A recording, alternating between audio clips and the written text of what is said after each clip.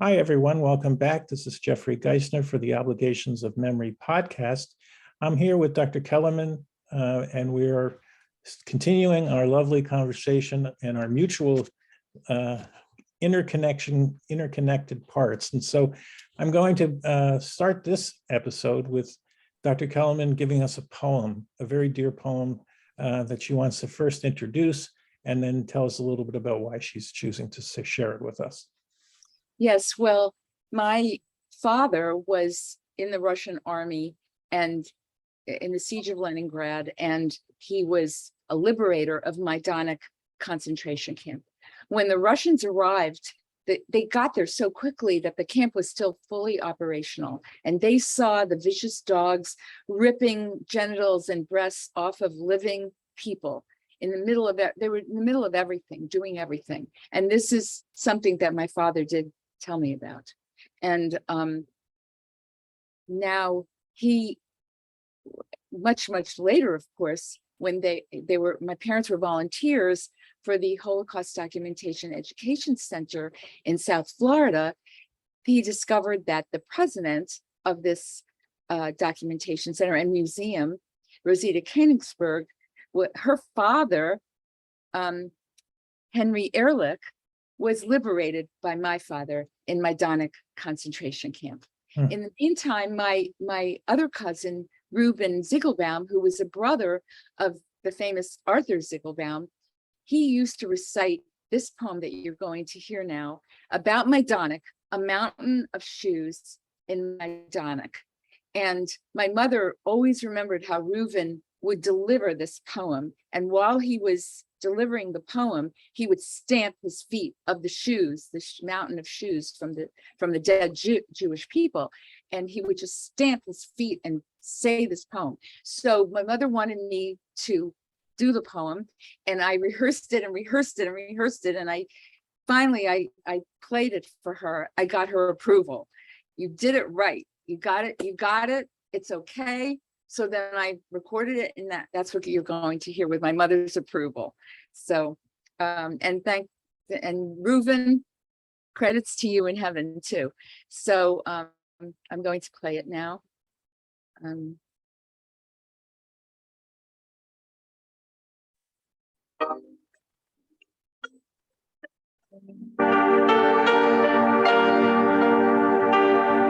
I saw a mountain higher than Mount Blanc and more holy than the mountain of Sinai. Not in a dream, it was real.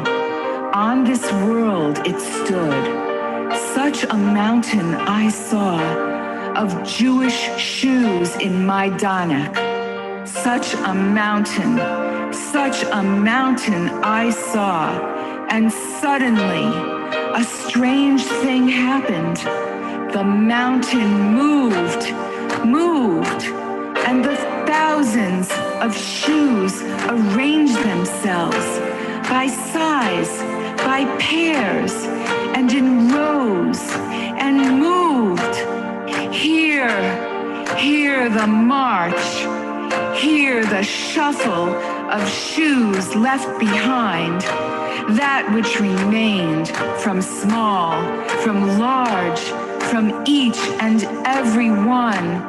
Make way for the rows, for the pairs, for the generations, for the years. The shoe army, it moves and moves. We are the shoes. We are the last witnesses. We are shoes from grandchildren and grandfathers from Prague, Paris, and Amsterdam. And because we are only made of stuff and leather and not of blood and flesh, each one of us avoided the hellfire. We shoes that used to go strolling in the market or with the bride and groom to the chuppah. We shoes from staple Jews, from butchers and carpenters, from crocheted booties of babies, just beginning to walk and go on happy occasions, weddings, and even until the time of giving birth, to a dance, to exciting places, to life, or quietly to a funeral. Unceasingly we go, we tramp. The hangman never had the chance to snatch us into his sack of loot. Now we go to him. Let everyone hear the steps which flow as tears, the steps that measure out the judgment. I saw a mountain higher than Mount Blanc and more holy than the mountain of Sinai. Wow. Very, very emotive. So let me ask you, you mentioned how your mother gave you the approval, but your father liberated Medonic as one of the participants. What was his take on this poem? Oh, well, he agreed, but he deferred to my mother because my mother was the one who heard her cousin Reuven reciting the poem. And so he deferred on when it came to recitation or anything. You know, my mother was in musical theater in South Florida. She was in operettas and Yiddish and all kinds of things. So he deferred to her when it came to things like that. And he was absolutely in favor of it, you know. And so yeah. Dr. Judith, I've been admiring your necklace, your Mogan Mogan necklace through all the episodes. So perhaps, I'm sure you have a very sentimental story about how this came about and how you acquired it. I don't even know. I've had it since I was a little girl. And I don't even know, but I'm assuming that my father brought it home from New York and here it is. Mm-hmm. So I don't know. I really don't even know the story. Michael, do you always wear it? Yeah, you always wear it? Well, not every day, but for something special things, I wear it. Okay, so we were talking also about intergenerational trauma, and in one of our breaks, you let me know that you wanted to share something. Obviously, for those of us listening, you're a clinical psychologist and a doctor, and you have a lot of trauma patients, and you are probably one of the experts to be able to make a comment. I'm just like a layman who is telling people my story, but here you are someone who's trained to talk about it. So please share with us what you wanted to share. Well, this symptom came out later it wasn't there when I was a child. I was with my family in college. I was with roommates, whatever. When I came to Chicago with my now ex-husband, I didn't know anybody here. And I began my internship at Michael Reese Hospital, and I became separated from him. And for the first time in my life, I was in this studio apartment at the hospital, and I was doing really great in the internship. It was a wonderful internship, a wonderful educational experience, and everyone thought my writing was great, and I was really blossoming. But I felt very alone and very vulnerable, and something started happening to me. So before that, I always loved to sing in the shower. And I would go into water. If there was a waterfall, I wanted to go into it and stand under the water and sing. And I would just sing my heart out. And I would just be, just transformed and just out of, like a wonderful state of consciousness of just music. Well, when I started to do that during the internship, all of a sudden, I got a terrible panic feeling that someone was going to kill me. And I knew that there was no one there. The door was locked. It was one room. I even made myself get out of the shower, look in the room, prove to myself nothing helped. Nothing helped. Every time I tried to sing in the shower, I would get panic stricken that there was someone that was going to kill me. And so I didn't know what to do about it. I mean, obviously I'm an intern and I'm learning. I'm not an experienced therapist yet, but still, I know things. And so I tried to deal with it, but it didn't have, nothing I did helped personally, So I went to my supervisor, who was a very, very wonderful, kindly older woman. And she wasn't Jewish, but very, not everyone's Jewish. So I tried to tell her, like, this is happening to me and I don't know what's going on. So the first thing, of course, people think, well, what about the Hitchcock movie with the shower scene? And I said, absolutely not. It has nothing, whatever, I don't relate to that. It has nothing to do with that. I know it's something else. Okay. So I went on and on and on and wondering, and one day it just hit me. It was the showers in the camps. Now, keep in mind that my parents were not in the camps, but my family was, the rest of my family, 32 members of my immediate family that have their names carved on a wall in Miami that died, that many of them died probably in those showers. So I was having an experience like you're having. No one told you when you have those nightmares about the Nazis. No one, your mother didn't tell you about that. But you have, yes. Did you want to say something? Tell me when. Go ahead, just keep going. So yes, when you were having the nightmares, it wasn't something that your mother specifically told you about, but you somehow got into you. And this, as soon as I realized it, I was like, oh my God, the children, this is happening to me because of the children that were gassed in the showers. And I just said, well, and I told my supervisor, she said, no, that couldn't be. She was horrified that I was having that experience. I said, yes, that's it. I know. Now I know. Now, What's wrong with me? You still have that? Well, it went on for years. I couldn't get over it. So I said, that's it. I'm not going to sing in the shower anymore. If that's a price I have to pay for being a child of Holocaust survivors, for those children that died in the showers, then I won't sing in the shower anymore. Until it was 2002, I believe. And I had gotten involved with an experimental synagogue and they asked me to sing. And I wanted to sing a song about the Akedah. And I couldn't find anything. I said, what is the Akedah? Oh, excuse me, the binding of Isaac for Rosh Hashanah. All right. Sorry. And I wanted to sing about that. I thought, I want to sing about apples and honey. There's a zillion songs about apples and honey. I want to sing about that. So I'm trying to find a song. So I'm in the shower and on my stereo, I'm playing Debbie Friedman singing apples and honey and apples and honey.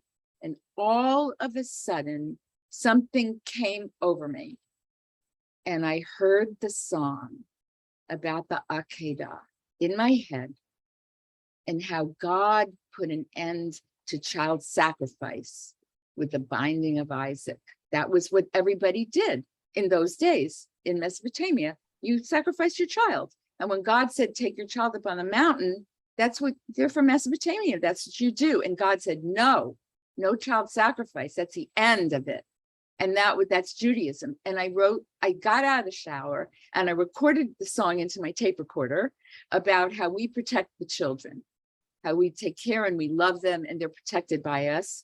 And after that, it went away. That's beautiful. That's a beautiful story. Right.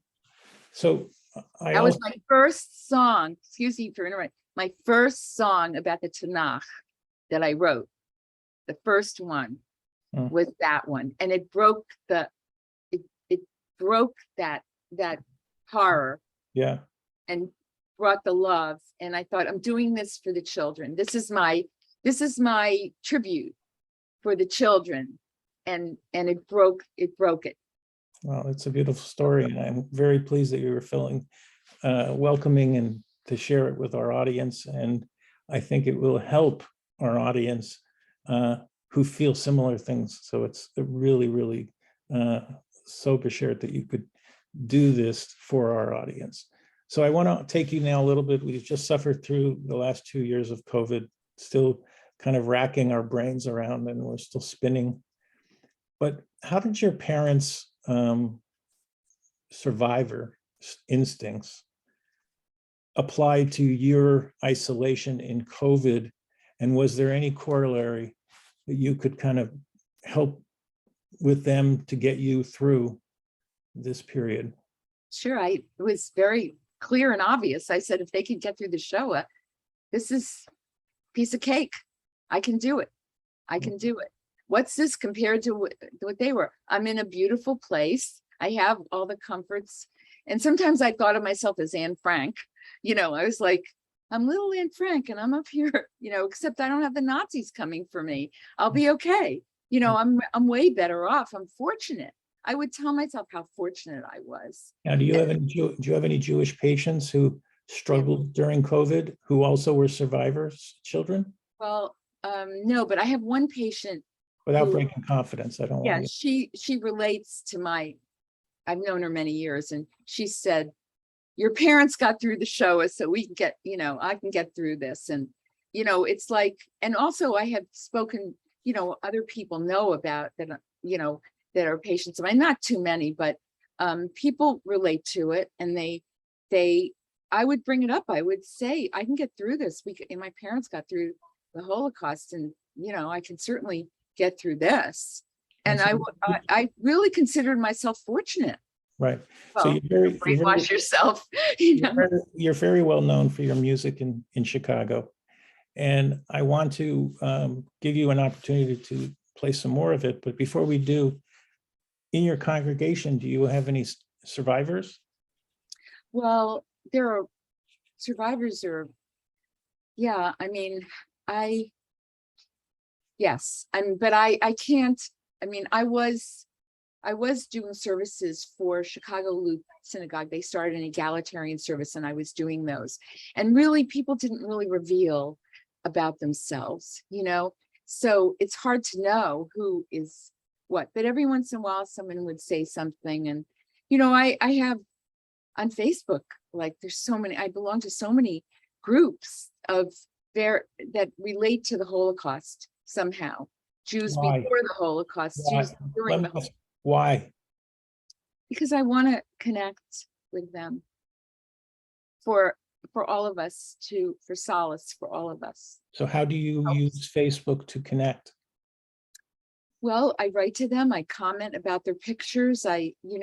Sometimes I told you about one woman who we discovered each other, that her grandparents had owned the butcher shop next to my grandfather's bakery in Pshitik.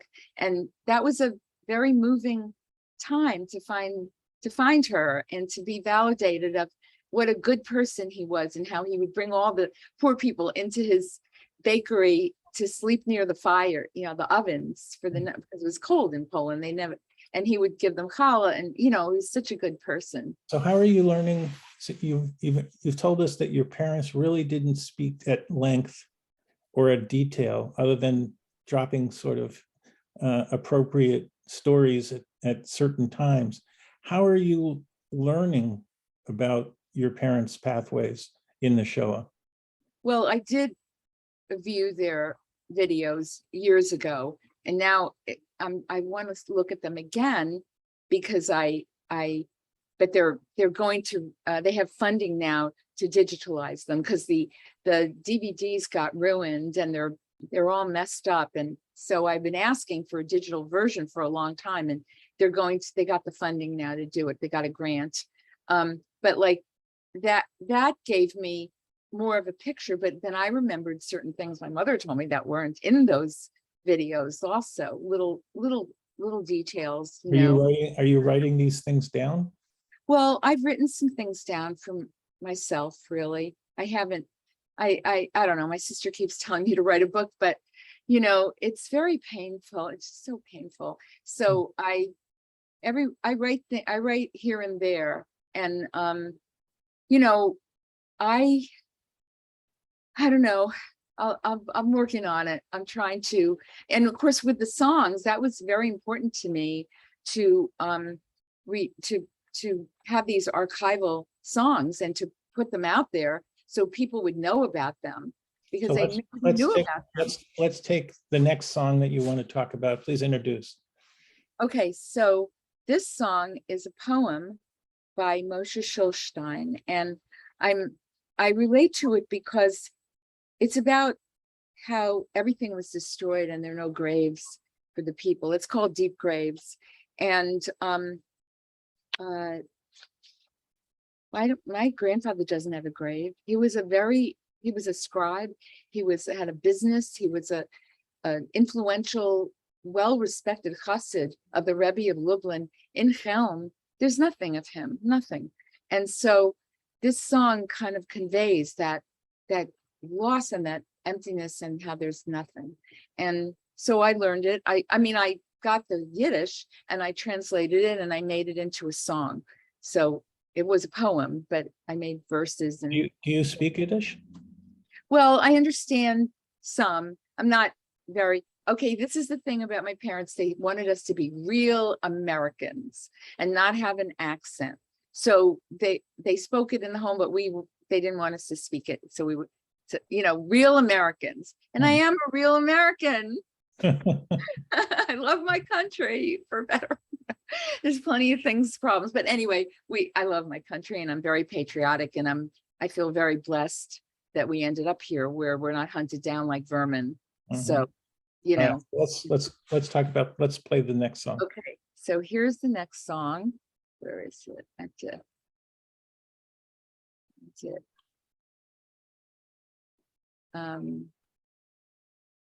This is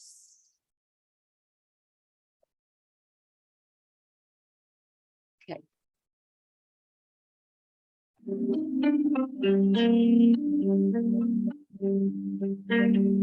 Springtime cedars used to blossom.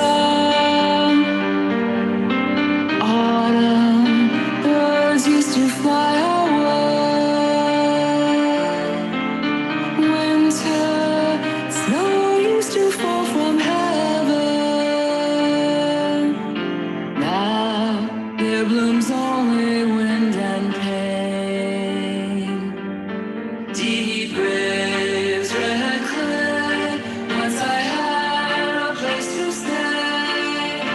Once I had a home. Deep graves, red clay. Once I had a place to stay. Once I had a home. Tragedy from every side, doors and windows open wide to the murderers who kill, those who little children slay, those who hang the aged gray. Not a soul is spared to say, deep graves, red clay. Once I had a place to stay. Once I had a home. Deep graves, red clay. Once I had a place to stay. Once I had a home. Fuller are those graves today. Redder still is the red clay. That red clay is now my home. That is where my brothers lay. Bodies torn, no home is safe. Slaughtered there, shot near the grave. Deep graves, red clay. Once I had a place to stay. Once I had a home. Deep graves, red clay. Once I had a place to stay. Once I had a home. Once I had a place. Once I had a place. Once I had a place to stay. Once I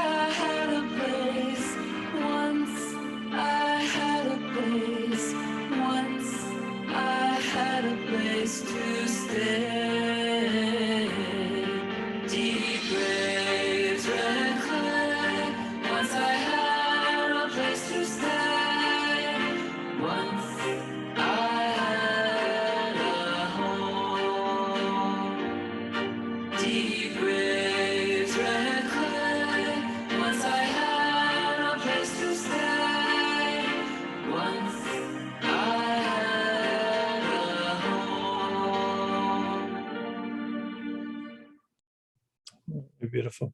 So I wanted to ask you before we conclude our last episode, and we'll finalize with, we'll exit out with another beautiful song, but you indicated that writing a book would be so emotional. How do you pull the strength to be able to sing these deeply emotive music, which is tied to your mother and your father? And so how do you accomplish that? How do you dig deep and accomplish that?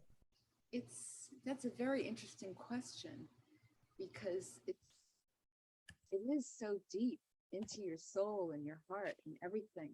But you know, I grew up, everything, my whole life was this with my mother, always singing prayers, going to the synagogue. And then when I was in USY, and the biggest thing was to go to a Tinas, which was like a festival over the weekend, and you go to people's homes and stay the whole weekend. You were singing, dancing the hora and singing prayers in the synagogue. And you know, it's just it's so important in my life. And so somehow it just, I don't know, you know, it's different than writing it. I don't know why, but Okay. I just thought I'd ask.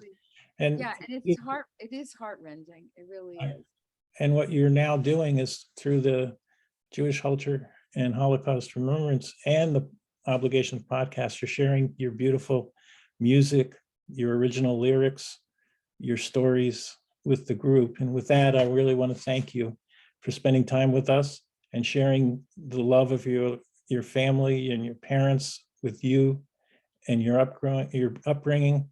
And I want to exit with you introducing this last song, which plays a very, very important meaning for you as well.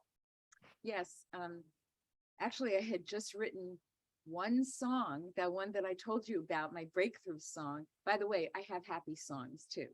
I have a lot of happy songs about the holidays. You're hearing, you know, all these heartrending songs, but that's not the only, you know, that's not the only story of Judaism, right? We have lots of festivals where Freilich, you know, but this song, my mother said, why don't you volunteer for this international gathering of the descendants of the Shoah? They're coming to Chicago. So I called up the organizer and I said, you know, I'd like to lead a group of children in singing Hatikva, you know, Yerushalayim Shel Zahav.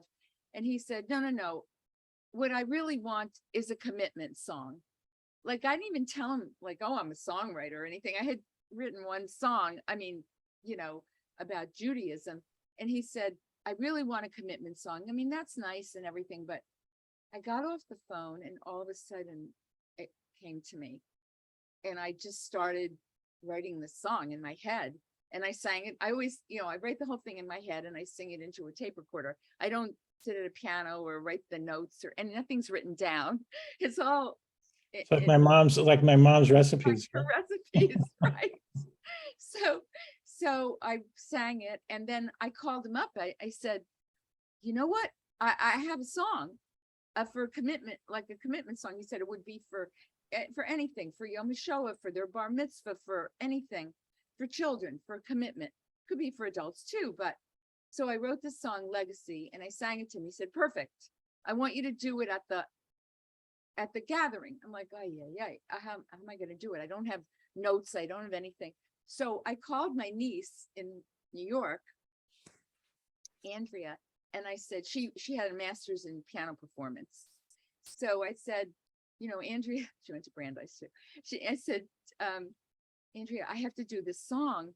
I don't have anything. Can I sing it to you? And can you write the chords for me for the piano so someone could accompany me? So she did. And she said, Aunt Judy, you're a singer-songwriter. And I said, wow, I am. You know? So then I thought, after that, I thought, oh my God, I have to do more songs now, because, you know, and that was, she really, the world is waiting. She really, you know, did something. She said, make this statement. It made a big difference for me, you know, this kid, you know. So so I got the chords. I sang it at the big conference at the Palmer When House. was this? When was this? Oh, it was many years ago. I think it was I can't remember. 2000s. It was a long time ago. 2008, or I have to look it up. Anyway, I sang it, and all these people came up to me from all over the world saying, we want to buy the CD. And I was like, oh my God. You know? So after that, I thought, well, maybe I should look into something. And maybe I should try to record this. I was just completely out of my element, completely. But little by little, I, found my way, and I thought, how do I know if I'll ever write another song? It just flies into my head. I don't even know what I'm doing. So, but now I have like around 70 songs on YouTube. Wow. Things Wow. have progressed, I have a producer, and it's been a long time coming. So, yeah, that must have been 2004. I don't know, it was after 2002, because that's when I wrote the first song. So what did the meaning legacy, when it sort of flew into your head, where did it come from? What place did it come from? What was the ideation, the process of you getting there? Yeah, it just came to me. I am your legacy. I am your legacy of everything that you went through, whatever happened to you, everything. It's up to me to be your legacy and to keep everything going. Yiddishkeit, Judaism, tell what happened, keep everything alive. Don't let everybody just disappear. Don't let it just be like that. Keep it in your heart, and respect and nurture, and really,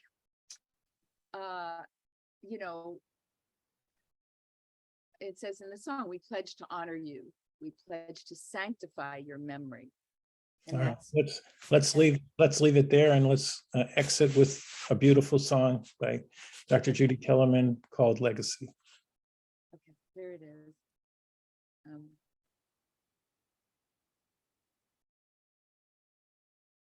You'll see me standing in the old state capitol singing it. I sang for the governor for Holocaust Memorial Ceremony. It's in this video.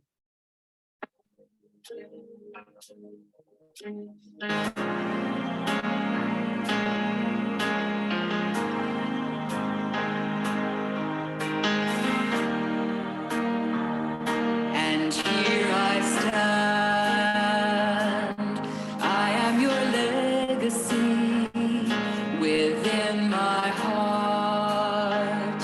Our martyrs so close to me, I pledge to honor you. I pledge to sanctify your memory, and I will always be. I am your legacy. Israel, you showed us God's light to set us free. Your heritage is always a part of me. I pledge to honor you.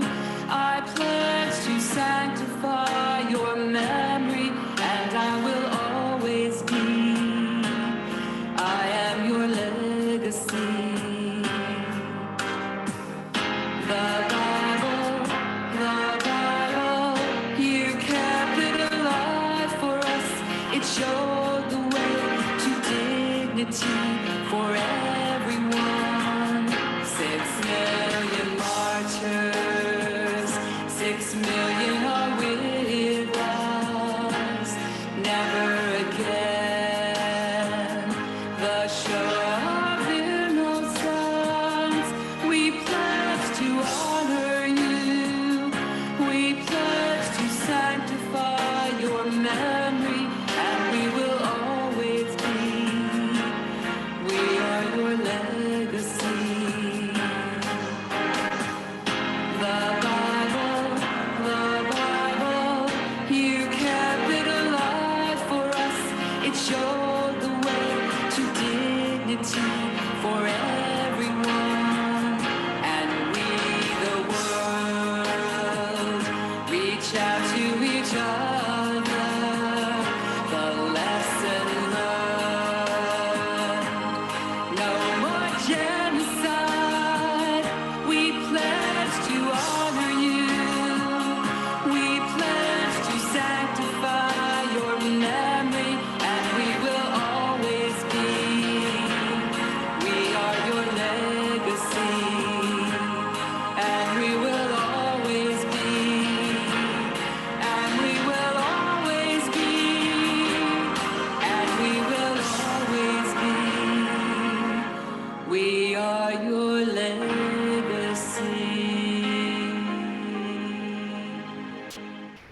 And you're listening to Dr. Judith Tellerman and her beautiful music and voice and the song Legacy. And that will bring us to the end of our terrific series of discussions on the Obligations of Memory podcast for the Jewish Culture and Holocaust Remembrance Group on Facebook and YouTube. I'm Jeffrey Geisner. Here is Dr. Judy, and thank you so much for taking time and letting our audience hear you and hear your music. It was beautiful, and thank you. Thank you, Jeffrey. What a mitzvah you're doing for all of us by doing these podcasts. Thanks so much. So much.